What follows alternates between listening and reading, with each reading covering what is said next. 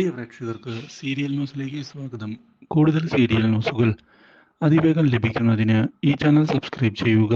Bell icon മറക്കാതെ click ചെയ്യുക. Video ഇഷ്ടമായി എങ്കിൽ ലൈക്ക് ചെയ്യാൻ മറക്കരുത്. ദേവബാലയെ ഞെട്ടിച്ചുകൊണ്ട് ഗായത്രി തിരികെ വന്നതിനെ തുടർന്ന് സുപ്രധാനമായ മാറ്റങ്ങൾ വന്നു സംഭവിച്ചിരിക്കുകയാണ്. മാത്രവുമല്ല, ഇനി എങ്ങനെ കാര്യങ്ങൾ മുന്നിലേക്ക് കൊണ്ടുപോകും എന്നറിയാതെ പകച്ച് നിന്നുപോകുന്നു ദേവരാജനും. ഗായത്രി വന്നതിനെ തുടർന്ന് ഇപ്പോൾ അഭിഷേകിന്റെ ആരോഗ്യം മെച്ചപ്പെട്ടിരിക്കുകയാണ്.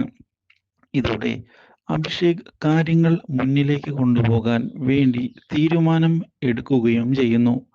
ഇതോടെ പ്രശ്നങ്ങൾ പുതിയൊരു വഴിത്തിരിവിൽ ചെന്ന് നിൽക്കുകയാണ്.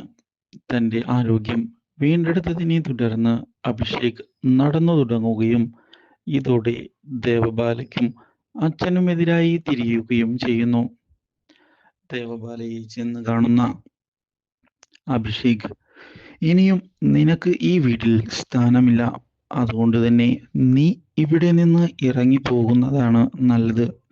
നീ എന്നോട് ചെയ്തതിനെല്ലാം ഞാൻ ഇനി പകരം ചോദിക്കും.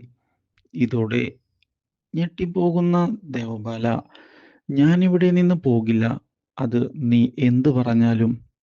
ഇത് കേട്ടതിനെ തുടർന്ന് നിന്നെ എങ്ങനെയാണ് ഒഴിവാക്കേണ്ടത് എന്നുള്ള കാര്യം എനിക്ക് കൃത്യമായി അറിയാം. അതുകൊണ്ട് തന്നെ നിന്നെ ഞാൻ എൻ്റെ ജീവിതത്തിൽ നിന്ന് ഒഴിവാക്കുക തന്നെ ചെയ്യും.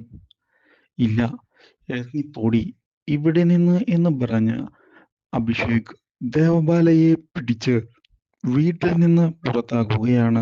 അപ്രതീക്ഷിതമായ ഈ സംഭവം ദേവരാജന്റെ കണക്കുകൂട്ടലുകൾക്കും തിരിച്ചടിയായതിനെ തുടർന്ന് എന്തു ചെയ്യും എന്നറിയാതെ നിൽക്കുകയാണ് ദേവരാജനും.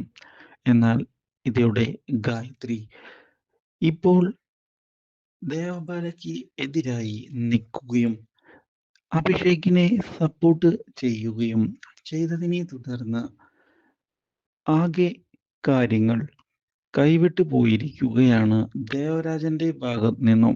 മാത്രവുമല്ല, ചന്തുവും അവിടേക്ക് കടന്നു വരികയും ചെയ്യുന്നു. ഇതോടെ ആകെ ട്രാപ്പിലായിരിക്കുകയാണ് Devabala. Do like, share and subscribe.